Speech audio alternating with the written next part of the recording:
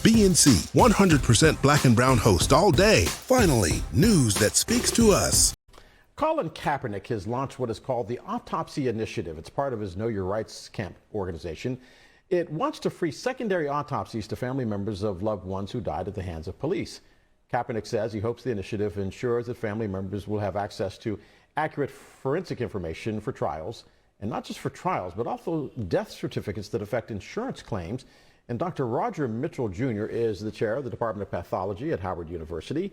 And he joins us, of course, from Washington, D.C. this morning. And Doctor, thanks for being with us. I brought up the fact that there are death certificates because I covered a case where the medical examiner in Maryland ruled that the case was a suicide, and the family has been fighting for decades to get it overturned. The first thing they had to do was to have the body exhumed and another autopsy. This is crucially important. Yeah, thank you for having me. The autopsy as a function of medicine to determine cause and manner of death is critical.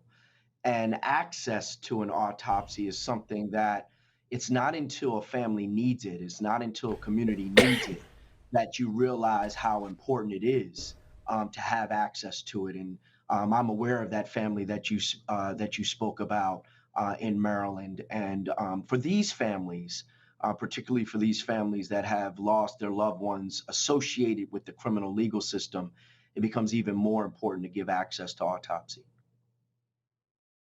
How did you become aware of the issue, and what made you want to be part of it?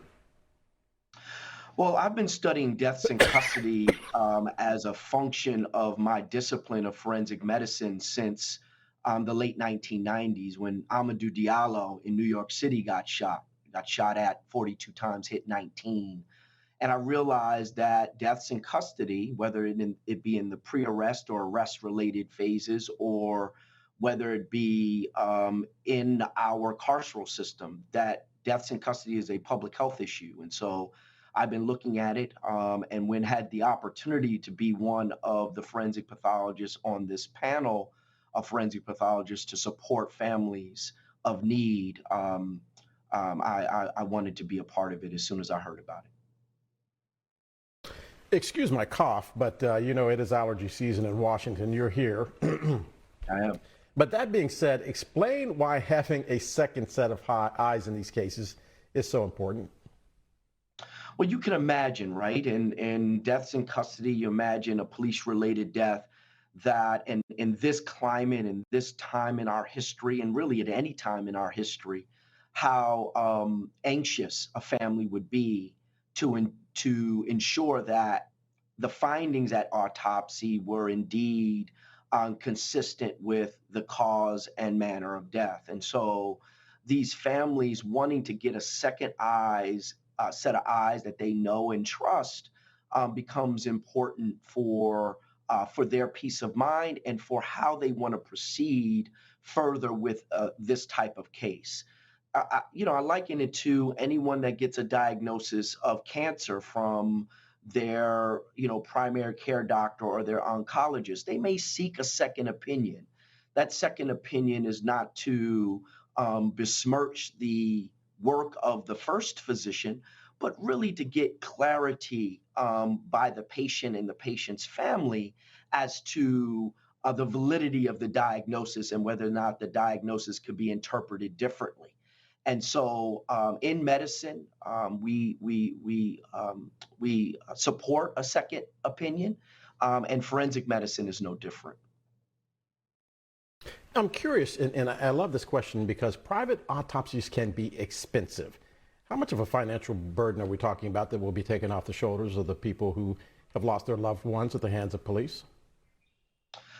We can talk about with all that goes into it, up to $10,000, anywhere from $5,000 to $10,000, depending on the degree of the autopsy, depending on transport of the decedent, to make sure that autopsy gets performed. So if there's someone out there that would like to have an autopsy of a loved one given a second look, what should they do? They should go on to Know Your Rights Camp. And again, these are second autopsies that would, through Know Your Rights Camp, that would be associated with police involved, whether the carceral system or engaged in an altercation of some sort with law enforcement. But you would go on Know Your Rights Camp backslash or / autopsy. And there's a form that can be filled out. And this form can be filled out by next of kin, can be filled out by family, friends, the lawyer or attorney that may be representing the family.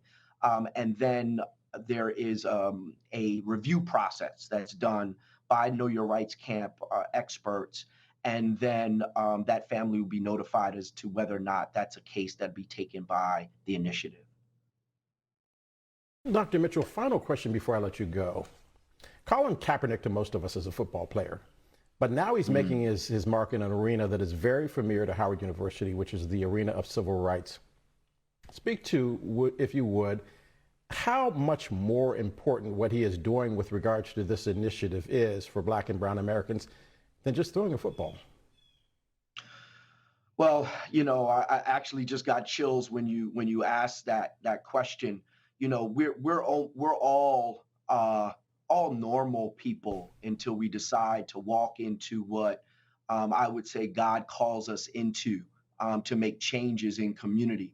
We're all kind of normal until we realize the superhuman strength that we have in whatever that may be. And in most times, it's in our voice.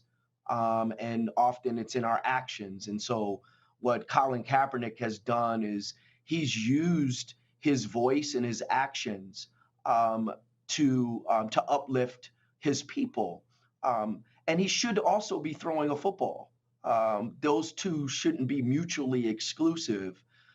He should be able to pursue all of his passions like anyone here in the United States of America. Yeah, Muhammad Ali did not just fight with his fist, he fought with his voice, but when he came back, he also fought with his fist. Dr. Mitchell from the Howard University, thanks for being with us. You're watching DC Today.